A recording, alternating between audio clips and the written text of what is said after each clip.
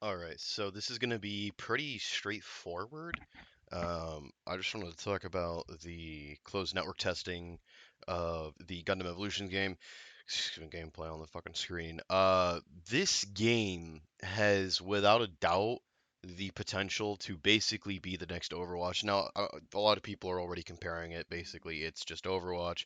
It's another hero shooter game, which they're not wrong. It is a hero shooter by technicality, not technical. It is a hero shooter. Yes, it is a Gundam skinned hero shooter game.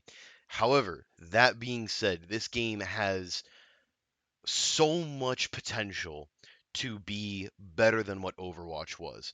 And I'm going to say, as a Gundam fan, yes, there's a little bit of bias, but I'm going to try to be as unbiased as possible with everything that I'm going to say past this point. Actually, you know what? I'm going to be a little biased real quick and get this out of the way. If you're a Gundam fan, if you like the Gundam series, if you like, collecting Gunpla, if you like anything about Gundam and you like FPS games, you're going to fucking like this game. Period. End of story. There is a Gundam for everybody. There is a mobile suit for everybody. There is something here for you to play as that is going to be great for your play style. All of them has their own, each of the frames have their own play style, and that is fucking lit. I personally love the Zaku. I like to get in, I like to be aggressive, and I like to get the fuck out. The Zaku works great for what I want to do. The Sazubi isn't so bad if you wanted to do that either. However, excuse me, I had a cough coming up. However, if you want to be more tanky, the Sazubi is better for that. The Exia is a really great fucking way to harass. That is an amazing fucking frame for harassing people.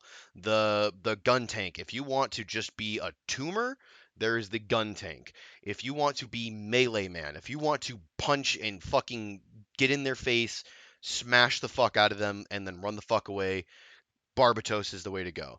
All of them have their strengths and their weaknesses and the paths that are best for them. The maps are so well put together. I love the layout of all of the maps. They are perfect. They are not lopsided in any way, shape, or form. The only thing that okay, I'm gonna get these are the biased ways of putting it. They're perfect. The sounds in this game are, they're like music to the fucking ears. All right, it's like having an audible orgasm just in my ear. It is so beautiful. It is this orchestra of a magnificent sound effects. All right, now that we got the bias out of the way, let's go ahead and get a little more real here, okay? Whether you're a Gundam fan or not, this is still going to be a great fucking game for you if you like hero shooters or you like squad-based shooters or you just like shooters in general. This is going to be a really, really fucking fun game for you. Um, I don't know what else to say. Map design, again, like I said in my fucking bias side of this, map design is so phenomenal. Maps are great. There's the perfect amount of cover. There's the perfect amount of open space. There's the perfect amount of lateral placement for snipers to be placed. There's the maps are great. Every map feels like every frame can be used effectively on it so long as you play correctly. And saying play correctly makes it sound like there's a set way to play everything. If you want to be the Barbatos, so from my experience, the best way to play Barbatos is you need to be good at moving. You need to know how to move, and your best bet is to flank the enemy, go undetected, get around to their back, start picking the ones that are backing away from the fight because those tend to be the ones that are low. The ones that are backing away, you finish them off. You hit them with your fucking slam, that knocks them prone. You use your F, which is you pull out the sword and you slam it down. That, in my opinion, is the best way to handle that one. That's the best way, in my opinion, to play the Barbatos. You don't have to do that though. You can be the Barbatos if you're good at moving, if you're good at dodging. You know when it's the best opportunity to dive in head first, head meet them face to face. You could play that way too. The Sazubi, you can play it as a tank, or you can use your E, toss it behind you, go in, attack, you get a little low, turn around, use your other ability to fly back to the axe that you threw, and fucking you're out of combat. You're away from the fighting. There are multiple ways to play them. There are, again, there's a better way to play them. There's like there's an obvious intention for how you're supposed to play them. But that being said, there is different ways to play. And that's why I'm fucking loving this, because I don't have to play my Zaku the way that I do it, which is I run in, I take my pot shots, and I get the fuck out. I can go in there and I can get aggressive. If I know how to move, I can stay on top of them, pour those 30 rounds into them, reload quickly, and do it again. If I get low, smack my smoke grenade and dip the fuck out. There's different ways to do things. So now that we've gotten that out of the way, I am going to say that there is one pitfall to the map design, and I've noticed this in Overwatch as well, and that is in certain game modes of Overwatch, I should say, and that is if you're attacking, for example, one of the game modes is you attack, you take an objective, and then you move to the next objective. Again, it's very similar to Overwatch and other hero shooter games. Once you make it to that final objective, enemy spawn tends to be right on top of that objective. I don't I don't hate this, but I don't like it either. It's one of those things that I would rather it not be that way, but I also understand why it's that way, because if you're on the defensive and you're losing and you're on that last objective, you need some way to try to hold off, and I understand. So that's sort of the give that they give right there is you can't hold the first objective. We're going to give you a little bit of a boon here and let you spawn closer to the second objective. So I'm not going to fight it, but I'm not going to praise it either. So if you're trying to look for something that doesn't have that in the game, I'm sorry to fucking tell you, it's there. Now moving forward. The design visually beautiful. This I played this nonstop. I didn't make it to level 20 on the network test battle pass, and there are battle passes, and we'll get to that in a second. I didn't make it to level 20 on it, so I didn't get my Char skin for my Zaku, which I am very fucking upset about. But hopefully, I will find a way to get it, because goddamn is that fucking Zaku 2 just beautiful. But moving forward, and I say but a lot because I'm an ass guy. So again, it's visually pleasing, audibly pleasing. The maps are really great. There's a already in this network test, there is a beautiful selection of frames to work with and suits to go into. It is awesome. It is just awesome. There is pilot customization, although it's not going to be visually. It's just audibly.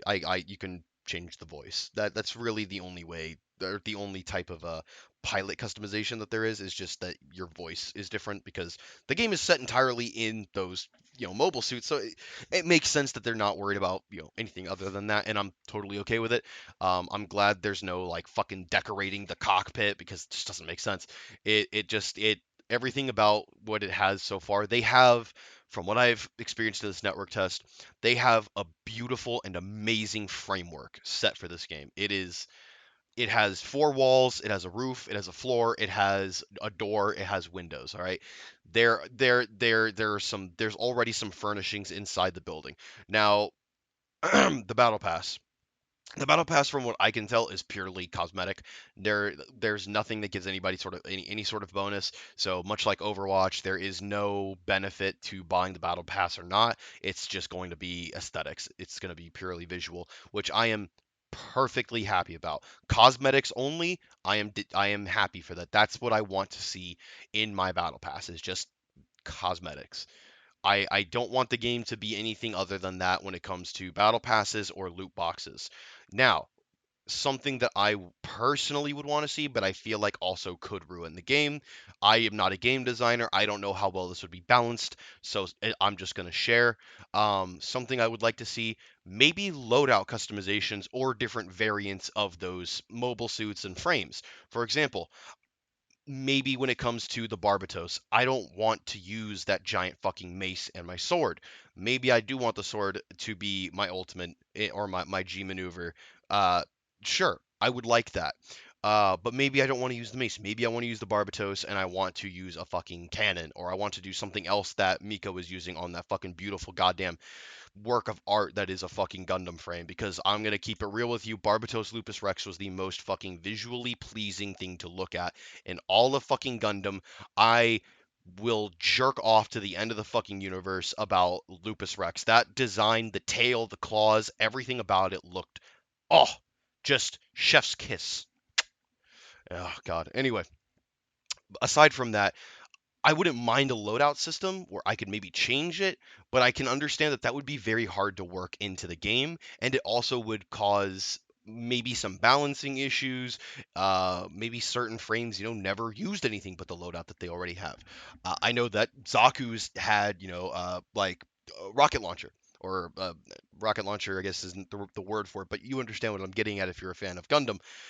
They had heavy ordnance as well. So there is some versatility that they could work with there, and maybe have ultimate selection. Of course, again, this may be a balancing issue. I don't know if it would work. I'm not going to say it would work, and I'm not going to say it has to be in the game.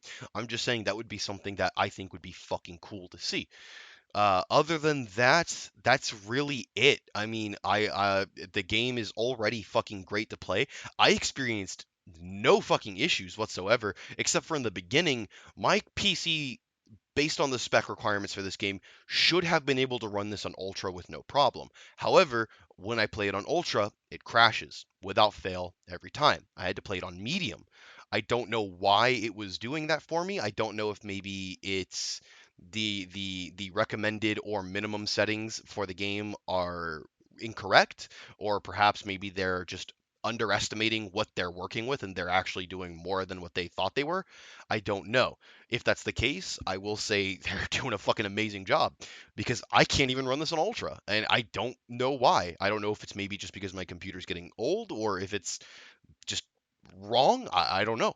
So I will be upgrading soon, ideally before this is brought to launch, and we'll see then. And I'll probably do another review post launch, and we'll see how it goes. Um, Network connections were perfectly fine. I had never been dropped from a game via disconnection. I have yet to hear any of my friends who have played it that have been dropped from disconnection. Uh, I don't know. I'd have to ask, but from what I've been told, nobody's been dropped. I don't know if anybody else in the world has been dropped. I haven't been watching anybody else's reviews. I just wanted to give my input. Um, that being said, this was a closed network test. This is not a proper means to stress test, if we're being honest. I think the best way to stress test connection and your net code is to have an open connection test, to make it an open beta. Let everybody who wants to play this game jump in and play this game. That's the best way to stress test your fucking connection and what you're working with. Unfortunately, that was not what they did. Uh, but that's okay. I'm okay with that. Um, Based on what I was playing, it ran smooth. I didn't have any lag issues whatsoever. It was just a phenomenal experience. I will be playing this game again. If they were to slap a $30 price tag on it, I would pay for it. I would never pay more than $30 for a hero shooter, because a hero shooter is a multiplayer based game, and if you're going to ask for more than $30, I want a fucking good story involved. But that's pretty much all that I have to say about it. If you want to try this game out, if you want to play this game, please just give it a try when this game comes out. As far as I'm aware, it's going to be free at launch. I believe it will be free at launch. I could be wrong. I'm not keeping up with all the news because I have a lot of other things that I'm trying to keep up with. I need to do a review on Tiny Tina's Wonderland. I've been meaning to get to that for a while now, and also a review on Lego Star Wars.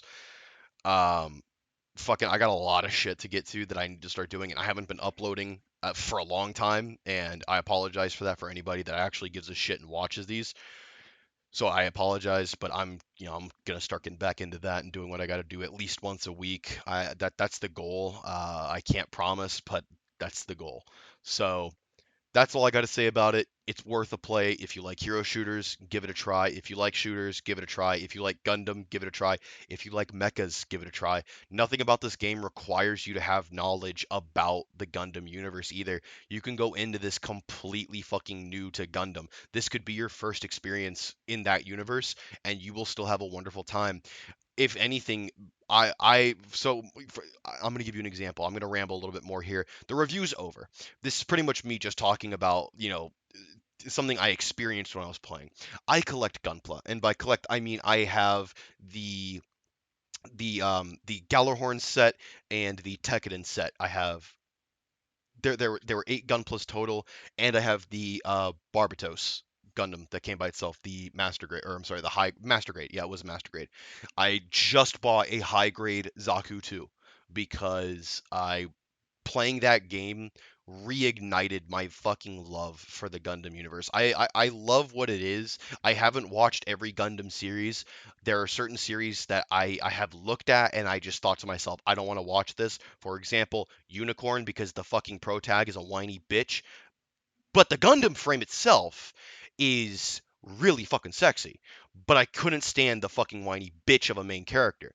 Now, Iron-Blooded Orphans. I fucking adored that story. The story, the characters, the frame, the fighting, everything about IBO for me, oh god, it was orgasmic. And there this game is going to, if you have no knowledge or no interest in Gundam, it will spark something in you. You're going to play this game and you're going to see all these beautiful frames, the way that they move, the weapons they use, the way they fight. You're going to play it and you're going to just think, "Man, I want to fucking learn about this." You could pick one frame, pick a single frame in that game and look into the series it comes from. Watch that series. I fucking love the Zaku. I love the Zaku because they're just so visually appealing. I love the way they look. They are so fucking cool to look at. So anyway, that's enough of me gasming about it. This is going to be an amazing experience for anybody who picks it up. I can promise you that. Please enjoy your day. Give this a try. I can't stress it enough. I don't know what gameplay footage I'm going to put up. It's probably me eating a lot of shit. I had a lot of really good games and I had a lot of really fucking bad games. But the games that I had a good game on, I was fucking killing it. So I don't know why I'm bragging. That was fucking really fucking disgusting of me to do, and I apologize. I will go have my penance and eat a bag of Doritos as penance for my sins. Have a good night and just hit like if you like it. Fucking subscribe if you want to subscribe. I'm gonna start trying to do this weekly. Uh, if you're going to know if I don't have time to make a proper fucking video, I will more than likely just put up Slay the Spire. And the reason why is because since I now work from home, I don't really get a lot of time to do this. I'm working predominantly. I can record while I'm working, for sure. I can even stream while I'm working. The problem is stream probably won't be that great because I'll have to stop and work and then go back to it and stop and work. But I am going to get a lot of gameplay footage while I'm working, while I'm playing games and collecting that. And then whenever I have time, I will be slapping audio onto it if it's something that requires that, or if it's just, you know, point is, I'm going to do my best to try to make this weekly. So thank you again. Have a wonderful night and fucking Godspeed, I guess. I don't know. I'm gonna go fucking jerk off.